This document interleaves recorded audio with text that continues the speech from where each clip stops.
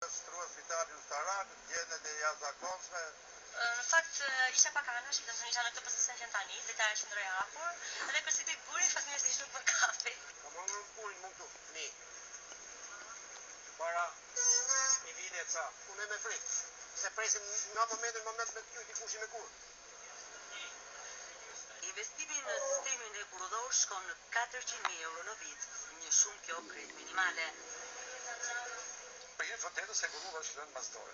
Hekurudha nuk është përballur me investime si është përballur rrugët, ujësillësit, spitalet, shkollet.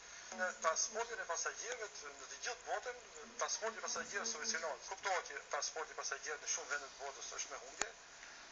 Edhe në Hekurudhën shqiptare kuptohet që është me humbje, por që është një transport social që i vjen shërbim shtresave të nevojshme. Nëse do të shtrohet pyetja, do të ketë Shqipëria sistem hekurudhor apo jo, unë mendoj që përgjigjja është vetëm një. Shqipëria duhet të ketë domosdoshmërisht një sistem hekurudhor dhe të zhvilluar. Sepse sistemet hekurudhore kanë të bëjnë me infrastrukturën bazike të zhvillimit të një vendi dhe të mirëqenies qytetarëve të tij. Në vendet e zhvilluara të botës, sistemet hekurudhore janë sisteme të subvencionuara nga shteti. Shkalla e menaxhimit pastaj ka të bëjë me shkallën e subvencionimit nga ana e shtetit. Sa më mirë të menaxhohen sistemet hekurudhore, aq më pak subvencionohen nga shteti. Shumë mendojnë se që duam trenat, për disa trenat janë kthyer në fantazmë.